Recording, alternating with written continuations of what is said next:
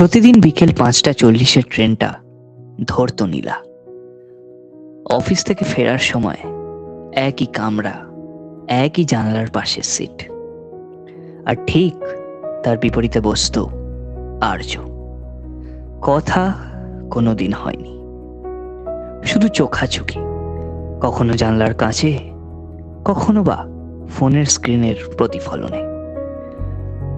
নীলা খেয়াল করেছিল আর্য কখনো গান শুনতো না, শুধু জানালার বাইরে তাকিয়ে থাকতো, যেন কিছু খুঁজছে। একদিন হঠাৎ ট্রেন দাঁড়িয়ে পড়ল। সিগন্যাল সমস্যা, ভেতরে অদ্ভুত নীরবতা। লোকজন বিরক্ত, কেউ একে অপরের সাথে কথা বলছে, কেউ বা কথা বলছে ফোনে। আর্য প্রথম কথা বলল,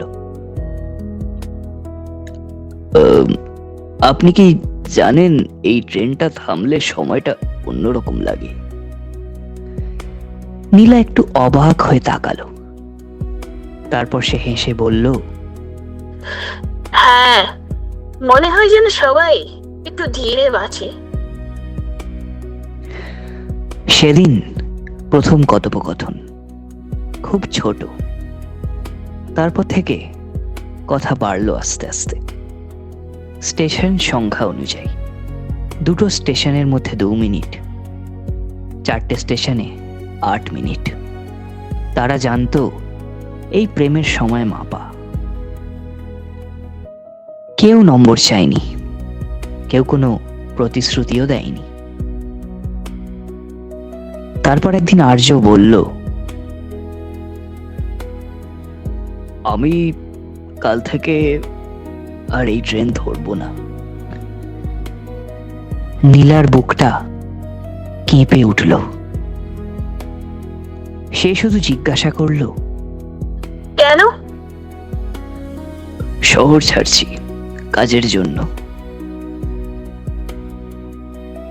ট্রেন এসে গেল, নীলার স্টেশন।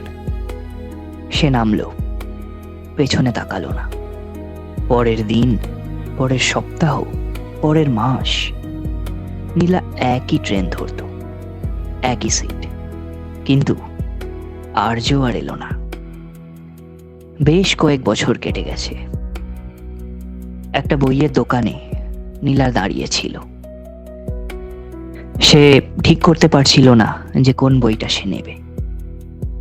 তারপর হঠাৎ পাশ থেকে একটা পরিচিত কণ্ঠ নীলার কানে ভেসে এলো, এই বইটা ভালো। নীলা তাকালো, আর্য। কিচ্ছু বদলায়নি, শুধু চোখে একটু বেশি নিশ্চয়তা। আর্য বলল, এইবার আমি আর কোথাও যাচ্ছি না। নীলা হালকা হেসে বলল, এইবার আমিও নামছি না। কিছু প্রেম শুরু হয় দেরিতে, কিন্তু পৌঁছায় একদম ঠিক সময়।